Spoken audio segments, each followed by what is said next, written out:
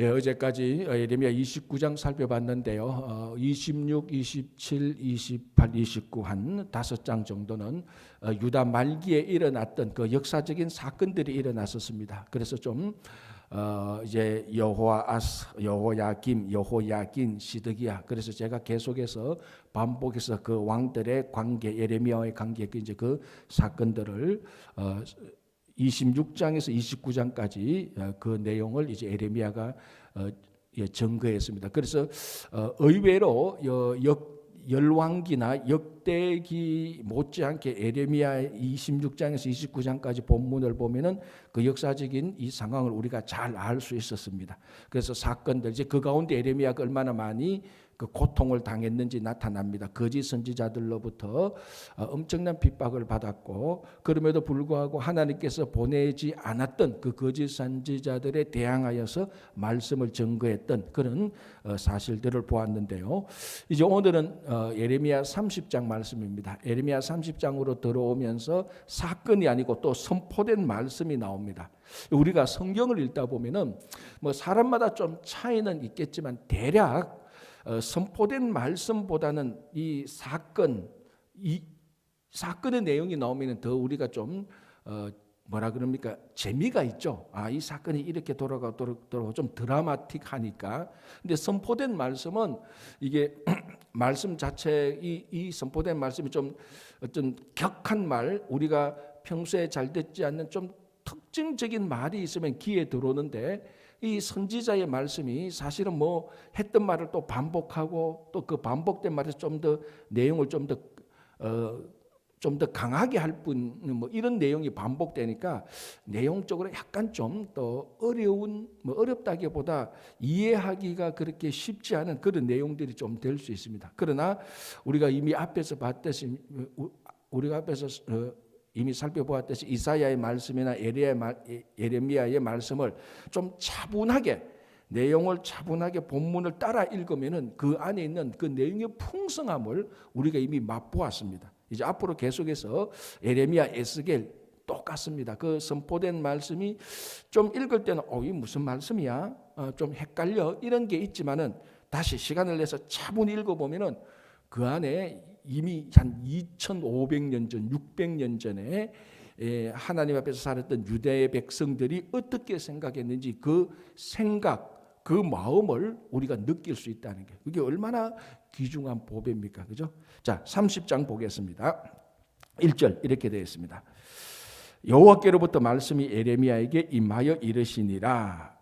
이스라엘의 하나님 여호와께서 이와 같이 말씀하여 이르시기를, 내가 너희에게 일러준 모든 말을 책에 기록하라.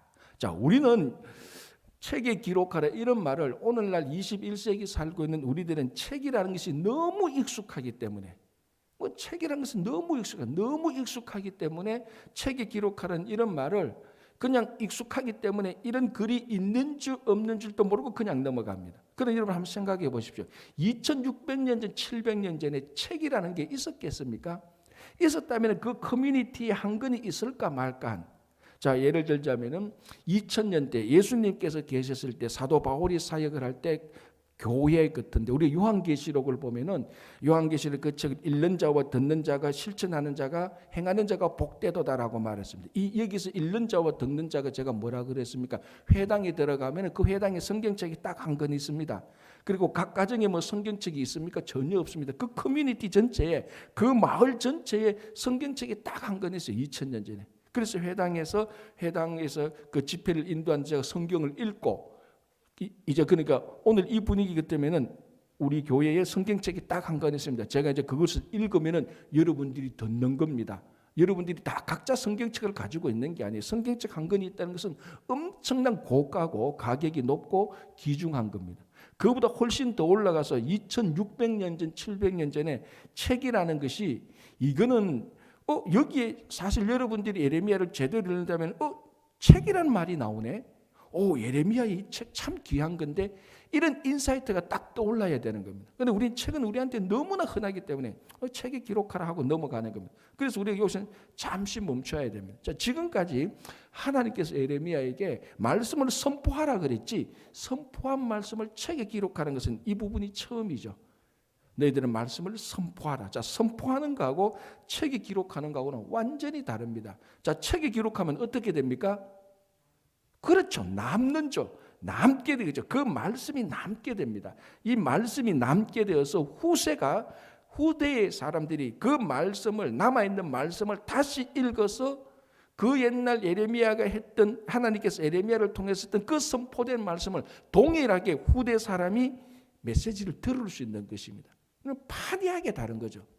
그 시대의 메시지를 한번 선포하면 그걸로 끝입니다. 물론 이 유다 백성들은 특이하게 들었던 말씀을 말로 전해서, 그러니까 말로 전해주는 그 전통이 있어서 말을 들었던 말이 계속해서 내려가는 그런 특이한 전통은 있었지만 일반적으로는 책이 아니면은 메시지를 보관할 수가 없습니다. 그렇잖아요. 그래서 사실은 이 예레미야 30장 이후에 나오는 말을 지금 우리가 읽을 수 있는 이유는, 지금 우리가 그때 하나님께서 예레미야에게 선포했던 그 말씀을 우리가 알 수 있는 이유는 하나님께서 예레미야에게 책에 기록하라고 했기 때문입니다. 그리고 이 말씀은 하나님께서 예레미야에게 직접 했던 말씀을 기록해서 우리가 그 책을 펼칠 때 그 음성을 우리가 듣는 겁니다. 그러니까 이 당시에 하나님께서 예레미야를 통해서 선포하셨던 메시지 전달 방법에 아주 혁신적인, 진짜 혁신적인 방법이 일어난 거죠. 이제는 이걸 너희들이 예레미야에게 이걸 책에 기록해서 이 동시대 사람만 하나님의 말씀을 들을 게 아니고 그 후대 사람도 듣도록 해라. 왜? 이런 일들은 후대에 가도 똑같이 일어납니다. 역사는 계속해서 반복되잖아요. 모양만 다르고 폼만 다르고 사람이 다르지 그 안에 일어난 사건들의 본질은요 똑같잖아요. 똑같습니다. 이 예레미야 말기 때 일어났던 이 혼란스러움, 오늘날 우리에게 일어났던 혼란스러움하고 전혀 다를 바 없습니다. 그러면 우리가 하나님께서 그 혼란스러울 때 예레미야를 통해서 했던 그 선포된 메시지를 오늘날 우리가 들을 필요가 그대로 있답니다. 어떻게? 책에 기록해서 남겨둠으로. 그래서 우리가 이 성경을 읽는다는 것은 단순히 책 한 권을 읽는다는 차원이 아니고 그 당시에 그 옛날에 하나님께서 직접 말씀했던 것이 요 안에 그대로 보관되어 있다고 우리가 그 책을 펼 때 그 말씀이 살아서 우리에게 들어오는 것입니다. 그래서 쉽게 말하자면 뭐라고 말할 수 있냐면 이렇게 볼 수 있어요. 책을 잘 읽는다는 것은 글씨를 잘 읽고 빠르게 잘 읽고 발음을 또박또박하게 읽는 거, 그게 잘 읽는 게 아니고 이 책의 내용을 보면서 하나님께서 예레미야에게 선포했던 메시지를 우리 감독이 느껴야 되는 겁니다. 그게 책을 잘 읽는 겁니다. 좀 말 좀 더듬어서 읽을 수도 있고 좀 그 발음이 두리뭉실하게 읽을 수도 있어요. 하지만 그거는 책을 잘 읽는 게 아니고 그렇게 읽는 것은 아나운서들이 하는 거고 스피커가 하는 거고 우리 성도들이 책을 잘 읽는다는 것은 정말 하나님께서 예레미야를 통해서 했던 그 메시지를 우리들이 그대로 감동을 가지고 듣는 겁니다. 그래서 이 예레미야, 이사야, 그다음에 에스겔 이런 메시지를 들을 때 이 마음속에 하나님의 말씀이 내 속에 들어오는 그런 감동이 있어야지, 감격이 있어야지, 그에 대한 감사함이 넘쳐야지 말씀이 우리 안에 들어와서 육신이 되는 겁니다. 그래야 성도가 변화되고 성숙되는 겁니다. 그래야 말씀으로 변화되고 성숙되는 거죠. 백날 이런 일 없이 백날 말씀만, 백날 성경만 읽으면요 그냥 일반적인 책 읽는 거하고 별반 변화가 없어요. 그래서 말씀이 내 속에 진짜로 들어와서 이 말씀이 내 삶을 휘집어 엎어버리고 잘못된 것은 업사이드 다운 뒤집어 엎어버리고 그래야 사람이 변화가 생기는 겁니다. 그래서 말씀을 읽을 때는 어떨 때는 굉장히 아파야 돼요. 왜냐하면 내한테 말씀이 들어와서 내한테 이 죄가 부서지기 때문에 얼마나 괴롭습니까? 자, 여러분 우리가 이렇게 살아가다가 내한테 약점이 있는데 다른 사람이 와서 내한테 약점을 막 공격하면 얼마나 괴롭습니까? 우리가 막 화가 나잖아요. 그래서 우리 막 누가 내 약점을 덜 먹이거나 덜 쳐내면 화가 나서 나도 싸우기도 하고 막 그렇습니다. 아프니까. 똑같습니다. 하나님 말씀이 우리 안에 들어오면 우리 안에 있는 죄성과 우리 안에 잘못 이런 것들이 막 부서질 때 아파야 돼요, 사실은. 근데 하나님 말씀을 듣는데 아픈 적은 없고 맨날 지겹기만 해. 50년 읽어도 변화 없어요. 제가 장담합니다. 그렇게 성경 50년, 100년, 1000년, 만년 읽었어도요 하나도 변화 없어요. 하루를 읽더라도, 한 챕터를 읽더라도, 한 구절을 읽더라도 그 말씀이 딱 내 안에 들어와서 내 안에 있는 죄성, 잘못된 것을 부술 때 아파요, 사실은. 그런데 그것이 지나가면은 성숙하고 변화되는 거예요. 이 말씀이 사람을 변화시킨다는 것이, 말씀이 우리 가운데 거해서 육신이 된다는 게 바로 그런 말입니다. 그래서 이제는 하나님께서 전달 방법을 획기적으로 바꾸죠. 이 책을 기록해라. 너만 듣는 게 아니고 후손들이 듣도록 하라, 이렇게 말합니다. 그래서 지금 우리들이 이 예레미야의 많은 말씀을 우리가 지금 듣고 있는 겁니다. 자, 2절. 1절이 너무 오래 갔네요. 죄송합니다. 2절은 3절. 여호와의 말씀이니라. 보라, 내가 내 백성 이스라엘과 유다의 포로를 돌아가게 할 날이 오리니 내가 그들을 그 조상들에게 준 땅으로 돌아오게 할 것이니 그들이 그 땅을 차지하리라. 여호와께서 말씀하시니라라고 말해요. 자, 여기서 이제 메시지의 포커스가 좀 바뀌죠. 자, 하나님께서 이전에는 예레미야에게 준 말씀의 포커스가 뭐였습니까? 너희들이 바빌론에게 항복하라가 포커스였습니다. 바빌론 너희들 항복해야 된다. 하나님께서 바벨론을 심판의 도구로 썼다. 그래서 너희들은 바빌론에게 항복하고 바빌론을 포로 잡혀가라. 그게 핵심이었습니다. 그런데 이제는 싹 바뀌는 게 뭡니까? 돌아오게 될 것이다. 너희들이 포로로 잡혀가서 다시 회복하게 될 것이다에 초점을 두고 있습니다. 그러니까 이제까지는 너희들 바빌론을 가야 돼. 그러나 이게 끝이 아니야. 너희들 다시 돌아오게 될 것이다. 그게 오늘 30장 전체의 핵심입니다.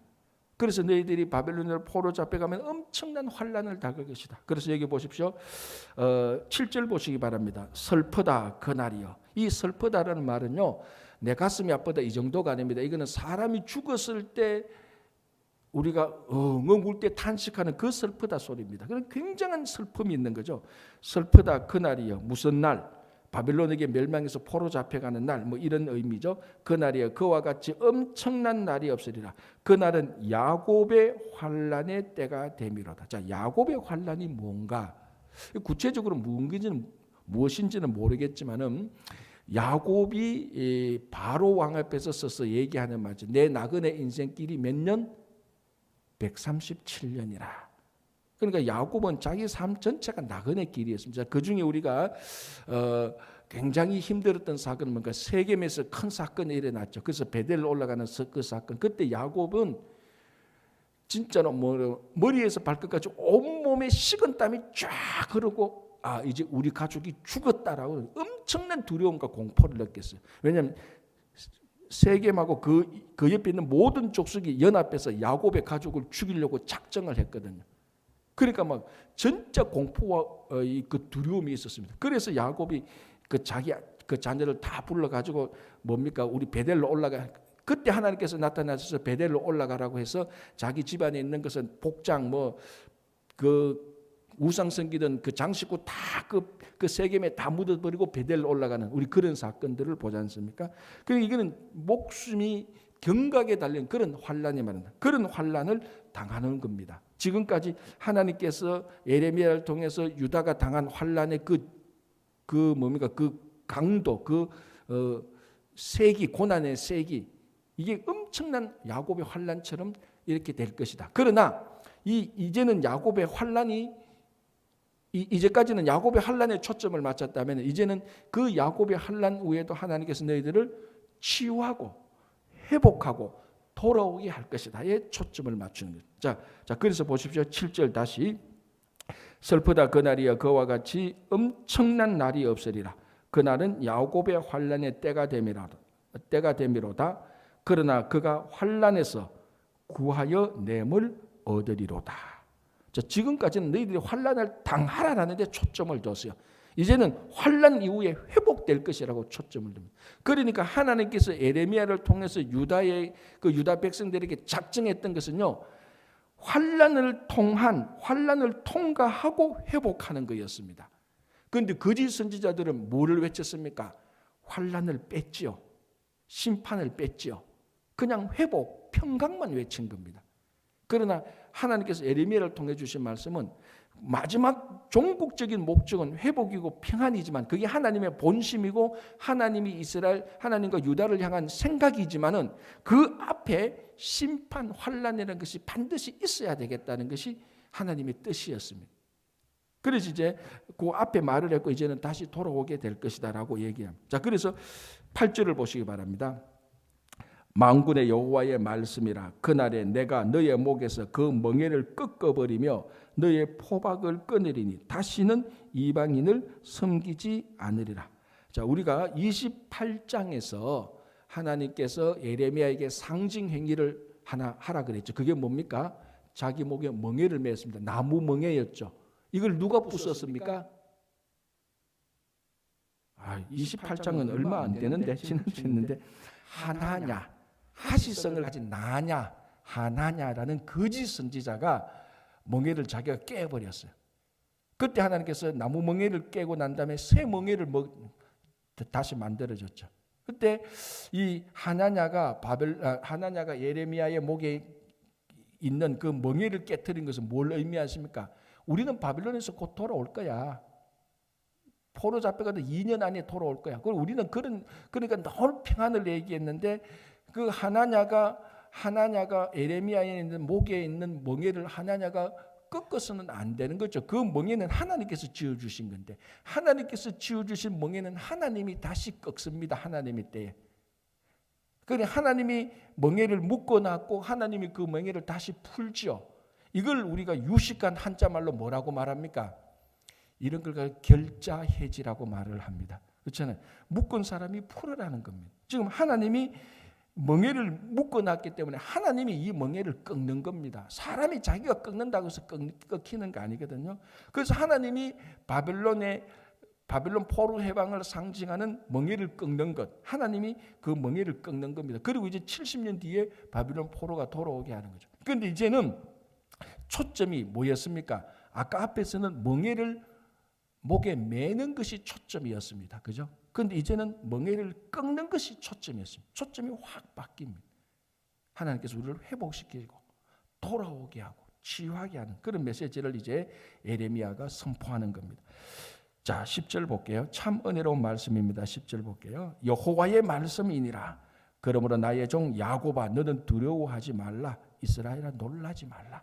너희들이 바벨론에 포로 잡혀가지만 환난을 당하지만 심판을 당하지만 두려워하고 하지 말고 놀라지 말라. 자, 여러분 두려워하지 말라, 놀라지 말라. 이거를 특허로 설교한 선지자가 있었죠. 누구였습니까? 예, 이사야. 다행입니다. 빈상석 이렇게 말할 줄 알고 제가 깜짝 놀랐는데 이사야 선지자의 특허죠. 두려워하지 말라, 놀라지 말라. 네가 물 가운데 가더라도 물이 튀지 않고 불 가운데 가더라도 내가 너를 건져 주실 것이다. 너희들은 놀라지 말라, 두려워하지 말라는데 그 메시지를 예레미야가 똑같이 하는 거예요. 바벨론에 포로 잡혀간. 자, 그리고 뭐라고 말합니까? 내가 너를 먼 곳으로부터 구원하고. 참 이게 그러니까 이 말에 가만히 생각하면요. 그래서 아까 제가 처음에 말씀드린 것처럼 우리가 이 예레미야나 이사야나 에스겔이 선포한 메시지를요. 내용이 많다. 빨리 읽고 치우자. 그게 아니고 좀 시간이 걸리더라도 한 구절 한 구절 가만히 묵상하면요. 눈물 흐르는 은혜로운 말씀이 너무너무 많아요. 이 먼 곳으로부터 구원한다. 바빌론 포로 잡혀가지고 아주 먼 곳이잖아요. 자기들이 평생 한 번도 가보지 못한 곳에 포로 잡혀갔어요. 그 먼 곳으로부터 하나님께서 구원하신다. 자, 우리 아까 앞에서 뭐 봤습니까? 야곱의 환난에서 구하여 낸다 그랬습니다. 야곱의 환난이 얼마나 강하고 셉니까? 자기 가족이 완전 진멸하기 전까지 가는 그 환난에서도 구해내고요. 멀리 가 있어도 하나님께서 그것을 구원해내는 겁니다. 우리 시편 139편이 뭐라고 말했죠? 내가 새벽 날개를 치며 바닷끝에 가을지라도. 여러분 이 새벽 날개를 치며 바닷끝에 가서 가는 것은 우리말로 하면 땅끝까지 간다는 겁니다. 내가 지구 끝까지 가 있다 할지라도 거기서도 하나님께서 나와 함께 하십니다. 그리고 그 말하고 똑같은 거죠. 우리가 아무리 멀리 포로 잡혀가도 하나님께서 그곳으로부터 우리를 구하여 낸다. 그러니까 아까는 아무리 우리가 어려운 환난을 당한다 할지라도 하나님 그 환난에서 건져주신다는 것이. 그러니까 우리는 우리의 사람이 살아갈 때 이 환경을 보면서 우리 환난이 너무 깊다. 야, 우리가 너무 멀리 와 있다. 지구 끝에 와 있다. 이거 사람도 없고 하나님께서 보시겠나? 너무 멀리 와 있고 너무 깊이, 너무 깊고 큰 환란을 당하고 너무 멀리 있어도 하나님이 함께하는 한 거기는 언제나 100% 가능성이 있는 것입니다. 그래서 얼마나 멀리 있느냐, 얼마나 깊고 힘든 환란을 당하냐, 그거 가지고 가능성이 있을까 없을까? 우리는 그런 거 가지고 가능성이 있을까 없을까 따집니다. 야, 이거 너무 환란이 센데 이거 회복할 수 있을까? 야, 코로나가 이게 너무 오래 가는데 회복할 수 있을까? 우리들은 그런 정도와 강도, 넓이와 깊이 이런 것 가지고 가능성을 따지지만요, 하나님이 함께 하시면 이런 가능성은 한순간에 다 사라집니다. 아무리 멀리 있어도 하나님이 함께 하시면 건져주시고, 아무리 깊이 빠져 있어도 하나님께서 함께 하시면 그 수렁에서 건져주시는 겁니다. 그래서 먼 곳으로부터 구원하고, 이게 이제 우리 이민자들 조국으로부터 멀리 떠나와도 하나님께서, 한국에서 나를 지키시던 하나님께서 여기서 동일하게 지키고, 우리 그 여행을 가면요, 갑자기 가까이 함께 살던 사람이 갑자기 그리워지는 때가 있어요. 멀리 여행을 가면. 왜냐하면 일상을 벗어나니까. 일상을 벗어나서 여행을 가면은 일상이 또 그리워지는 때가 있어요. 일상에서 그냥 뭐 늘 그 사소하게 이야기하던 그 가까운 사람이 그리워지는 때가 있습니다. 그러니 먼 곳으로 간다는 것은 사람을 근본적으로 소외시키고 사람을 근본적으로 좀 외롭게 만드는 경향이 있습니다. 그러나 그 가운데서도 하나님께서 함께 하셔서 건져주신다는 거예요. 그죠? 자, 한번 볼게요. 다시 10절 은혜로워서 제가 한번 더 읽어보겠습니다. 여호와의 말씀이니라. 그러므로 나의 종 야곱아, 너는 두려워하지 말라. 이스라엘아, 놀라지 말라. 내가 너를 먼 곳으로부터 구원하고 너의 자손을 잡혀가 있는 땅에서 구원하리니 야곱이 돌아와서 태평과 안락을 누릴 것이며 두렵게 할 자가 없으리라. 자, 똑같은 메시지죠. 심판이 끝난 후에, 징계가 끝난 후에 돌아와서 태평과 안락을 누릴 것이다. 그런데 거짓 선지자들은 태평과 안락만 말했죠. 태평과 평안. 그러나 예레미야는 평안이 맞는데 그 앞에 환난을 당해야 되고, 환난과 심판을 통해서 거듭나야 되고, 새살이 돋아 나와야 된다는 겁니다. 그죠? 자, 11절, 이는 여호와의 말씀이니라. 내가 너와 함께 있어 너를 구원할 것이라. 임마누엘의 하나님 말하죠. 너를 흩었던 그 모든 이방을 내가 멸망시키리라. 그럴지라도 너만은 멸망시키지 아니하리라. 이게 뭐냐면은 바빌론 포로에서 돌아올 때 하나님께서 바빌론을 심판합니다. 그때 바빌론 포로에 있었던 유다 백성들은 다시 회복시키죠. 그죠? 자, 12절, 완전 여기 12절부터 보면은 다시 한번 이 메시지가 그러니까 더 강화된 상태에서 메시지가 나옵니다. 자, 한번 보시면 12절, 여호와께서 이와 같이 말씀하시니라. 너의 상처는 고칠 수 없고 너의 부상은 중하다. 엄청난, 지금 우리말로 하면 회복 불가능한 상처 속에 있죠. 13절, 너의 송사를 처리할 재판관도 없고 너의 상처에는 약도 없고 처방도 없도다. 너를 사랑하는 자가 다 너를 잊고 찾지 아니하나니 이는 너의 악행이 많고 너의 죄가 많기 때문에 나는 너의 원수가 당할 고난을 너가 받게 하며 잔인한 징계를 내렸도다. 자, 지금 어쨌거나 유다의 상태가 어떤가 하면은, 첫째, 의료적으로 말하면은 회복 불가능한 병에 걸렸습니다. 치료가 안 되는 병에 걸렸고, 사회적 법적으로 말하자면은 이 유다를 재판할 재판관이 없습니다. 다른 말로 하면 유다를 도와줄 어떤 법적 사람도 없고, 세 번째는 뭐라고 말하고 있습니까? 14절, 너를 사랑하던 자가 다 너를 잃고 인간관계가 다 끊겼어요. 우리는 이런 상태를 뭐라고 말하는가 하면 폭삭망했다라고 말합니다.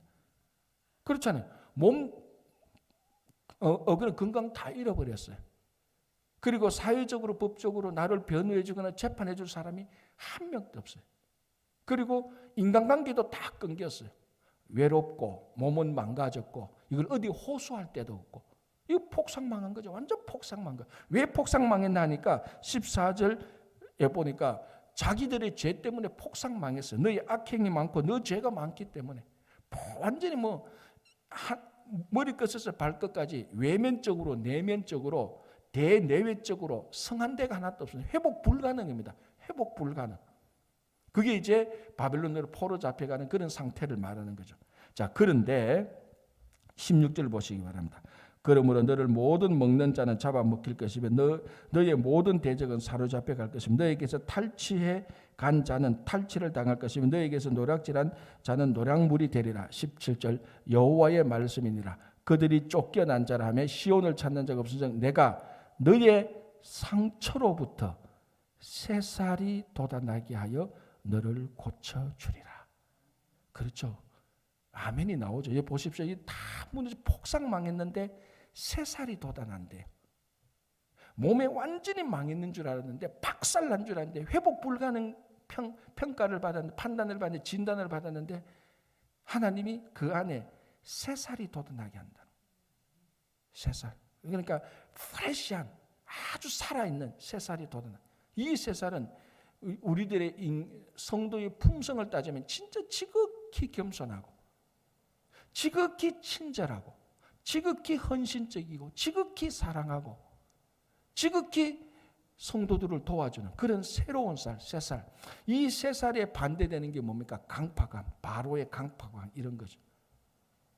그러니까 하나님께서 다 폭삭망한 사람을 자기 죄 때문에 폭삭망한 사람을 하나님께서 치료하는데 새살이 돋아납니다. 여러분 우리 어릴 때 뭐 넘어지고 이런 때 그 넘어져서 뭐 얼마나 상처 만나서 그러니까 그런데 이게 안 나을 것 같은데 한 며칠 지나니까 그 안에 새로운 속살이 싹 돋아날 때 우리의 마음은 뭡니까? 아 이거 낫는다는 확신을 가지잖아요. 지금 그런 상태를 말하고 있는 것입니다. 그렇죠? 자 이제 18절부터 보면은 하나님께서 유다를 회복시키는데 이게 18절부터 22절까지는요. 여러분 크게 박스를 그려놓고 여러분들이 어렵고 힘들 때마다 이 말씀을 읽어보십시오. 하나님께서 철두철미하게 회복시켜 주십니다. 앞에서는 철두철미하게 박살냈는데 그래서 제가 폭삭망했다고 했죠. 폭삭망했는데 어떻게 회복되는가를 한번 보십시오. 18절 여호와께서 말씀하시니라 보라 내가 야곱 장막의 포로들을 돌아갈 것이며 자 바벨론 포로에서 돌아오게 하죠. 그리고 돌아오게만 합니까? 아닙니다. 돌아오게만 하면 뭐합니까? 살 집도 있고 뭐 그것을 살아야 되죠. 그리고 보세요. 돌아오게 할 것이요. 그 거처들의 사랑을 베풀 것이라. 성읍은 그 폐허가 된 언덕 위에 건축될 것이요. 건물을 줍니다. 건축물을 줍니다. 다른 말로 하면은 돌아오게 해서 돌아온 백성들이 살아갈 수 있는 정착할 수 있는 장소와 공간을 제공합니다. 자, 우리가 이민 와서 제일 중요한 게 뭡니까? 당장 케네디 공항이나 그 뉴저지로 오시면 유학공이나 당장 오면은 제일 먼저 뭐 합니까? 오늘 어디서 자지? 오늘 어디서 잠을 자야 돼? 대체로 이제 오면은 자기 공항에 마중 나온 사람 따라 들어가죠. 우리 잘 아는데 이제 그때부터 그 직종이 이제 따라가는 겁니다. 내일 가게 세탁 가게 다 따라. 그날 하루 잔 그 대가로. 그러니까 공항에 딱 떨어지면은 오늘 밤 어디에서 자야 될까? 물론 이제 대부분은 어디서 자야 될까 다 거처를 마련하고 오죠. 그래서 첫 번째로 장소와 공간을 제공합니다. 바벨론 포로에서 들어오는 사람. 하드웨어를 주는 거예요. 건물을 주는 겁니다. 자, 그리고 19절. 그들에게서 감사하는 소리가 나오고 즐거워하는 자들의 소리가 나오리라. 장소와 공간이 있으면 뭐합니까? 그 안에서 고통당하면 아무 소용이 없죠. 그러니까 장소와 공간에서 살아가게 하고 정착하게 하고 기쁘고 즐겁게 살아가도록 하는 겁니다. 그래서 감사하는 소리가 나오고 즐거워하는 소리가 나오는 겁니다. 집은 멀쩡하게 좋은데 그 안에 들어가면 서늘합니다. 집에 들어가면 집은 엄청나게 좋은데 인상들은 다 거무죽죽하고 그런 집은 뭐 살 집이 아니죠. 그러나 평범한 서민들의 집인데 문을 딱 열고 들어가면 막 웃고 즐기는 소리가 막 나옵니다. 감사하는 즐거워하는 소리. 교회가 그래야 되지 않습니까? 교회에 들으면 서로 뭐 일주일 만에 반갑다고 해서 만나서 반갑다고 해서 어떻게 짓냐 하는데 어떤 교회는 문 열고 쑥 들어가면 왔는지 안 왔는지 전부 다 투명인간 취급하는 그런 교회. 싸늘한 교회들도 가끔 있어요. 가끔. 그러나 교회는 문 열고 들어가면 막 웃고 즐기는 소리가 일어나야죠. 가정도 똑같죠. 자, 그리고 뭡니까? 소리가 나리라. 그 다음에 내가 그들을 번성하게 한다. 여기서 끝나는 게 아니고 계속해서 확장될 것이라는 디벨롭하고 임프루브 되고 계속해서 이렇게 뭡니까? 번성하게 하고, 자, 그 다음에는 뭡니까? 이런 일들이 줄어들지 않는다면, 한번 번성하면은 그 내려오지 않고 계속해서 번성하게 하고, 자, 20절 끝부분을 보면 이렇게 되어 있습니다. 그의 자손은 예전과 같겠고 그 회중은 내 앞에 굳게 설 것이며 그를 압박하는 모든 사람은 내가 다 벌하리라. 그러니까 하나님의 자녀들을 공격하는 사람은 하나님께서 다 보호해 주시는 겁니다. 그죠? 자, 그 다음에는 21절, 그 영도자는 그들 중에서 나올 것이요 그 통치자도 그들 중에서 나오리라. 이제는 뭐에 대한 복입니까? 그 자손들에 대한 복입니다. 요 당대만 복 주는 게 아니고 그 자손들, 너희 자손들 가운데 통치자가 나오고 영도자가 나올 거야. 우리말로 하면 뭡니까? 너희 자손들 가운데 대통령이 나올 것이라는 겁니다. 아, 이럴 때는 아멘 좀 하세요. 왜 안 해요? 아이 참네. 이럴 때 아멘 해야지 우리 자손들이 대통령 하나 나올 거 아니에요. 그죠? 여러분들 아멘 하면 여러분들 아멘 하면 내가 너 혼자 아멘 하고 우리 가족들 빈씨 가운데 대통령 나온다니까요.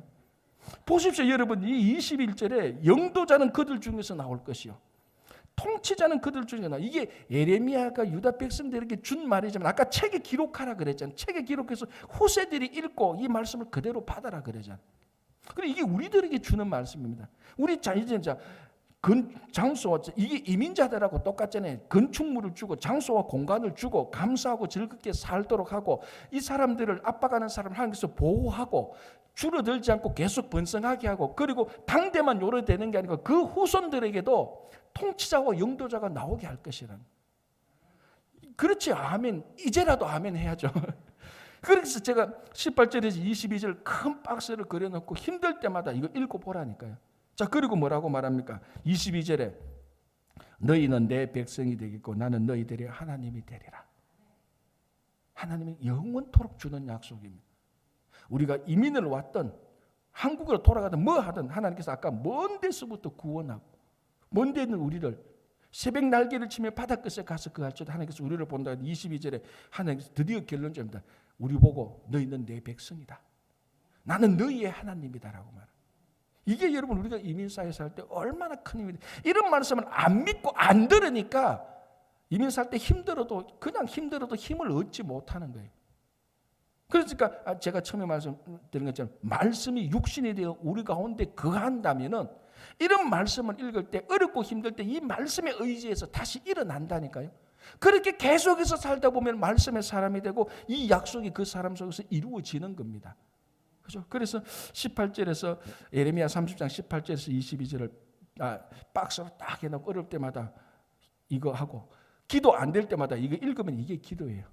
그래서 여러분들이 하나님께서 정말 우리 이민자들에게 주시는 이 말씀의 복을 받아 누리는 여러분 되시기 바랍니다. 기도하겠습니다. 하나님 아버지 감사합니다. 오늘 하루를 시작합니다.